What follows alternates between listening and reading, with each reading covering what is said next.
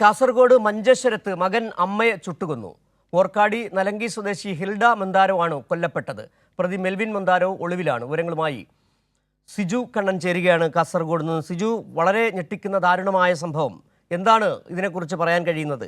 ഈ മന്ദാരോ ലഹരി മരുന്നിന് വല്ല അടിമയായിരുന്നു? എന്താണ് വിവരങ്ങൾ പോലീസ് നൽകുന്നത്?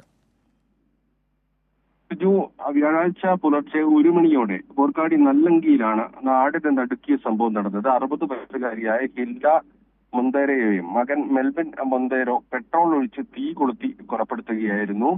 ഭക്ഷണം കഴിച്ച ശേഷം കഴിഞ്ഞ ദിവസം രാത്രി വീട്ടിൽ കിടന്നുറങ്ങിയതായിരുന്നു ഹിൽഡ. പുലർച്ചെ 1 മണിയോടുകൂടി ഹിൽഡയെ മകൻ വിളിച്ചുണർത്തി. ഇതിനുശേഷം വീടിന് പിന്നിലേക്ക് കൊണ്ടുപോയാണ് തീ കൊളുത്തിയതെന്ന് പോലീസ് പറഞ്ഞു. ഇതിനുശേഷം കത്തിക്കരിഞ്ഞ മൃതദേഹം അല്പദൂരത്തേക്ക് വലിച്ചിഴച്ച് കൊണ്ടുപോയി മാറ്റി.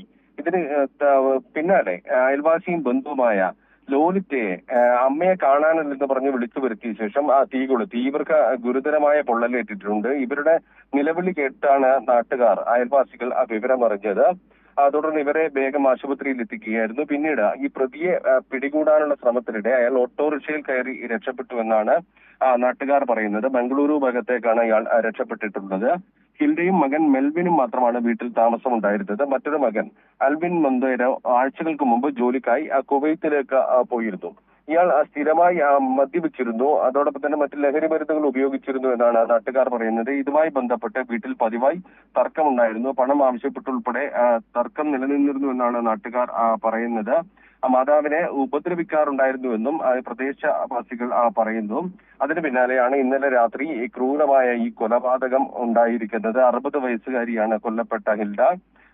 സ്ഥലത്ത് ഉന്നത പോലീസ് ഉദ്യോഗസ്ഥർ എത്തിയിട്ടുണ്ട്. പ്രതിക്കായി മഞ്ചേശ്വരം പോലീസ് അന്വേഷണം ഊർജിതമാക്കിയിട്ടുണ്ട്. കർണാടകയിലെ വിവിധ മേഖലകളിലേക്കാണ് അന്വേഷണം വ്യാപിച്ചിരിക്കുന്നത്.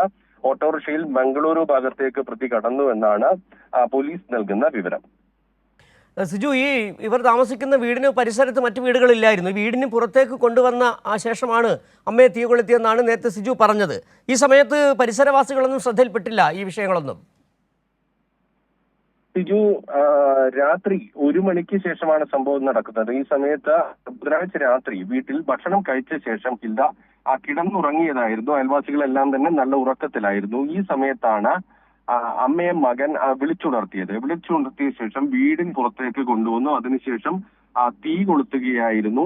ഈ സമയത്ത് ആളുകൾ ഒന്നും വിവരം അറിഞ്ഞിരുന്നില്ല. അതിനുശേഷം അമ്മയെ കാണാനില്ലെന്ന് പറഞ്ഞാണ് അയൽവാസിയായ വീട്ടമ്മ ലോലിറ്റയെ വിളിച്ചുണർത്തുന്നത്. അതിനുശേഷം ഇവരെ വീട്ടിനടുത്തേക്ക് കൊണ്ടുവന്ന ശേഷം ഇവരെയും തീ കൊളുത്തി കൊലപ്പെടുത്താൻ ശ്രമിച്ചു എന്നാണ് മനസ്സിലാക്കുന്നത്. അങ്ങനെയാണ് പോലീസ് നൽകുന്ന വിവരം.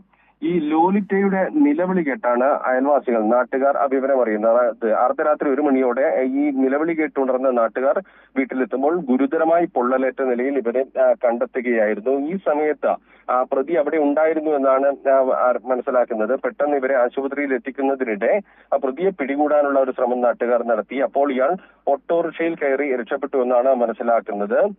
കേരള കർണാടക അതിർത്തി മേഖലയായ ബോർക്കാടിയിലാണ് സംഭവം.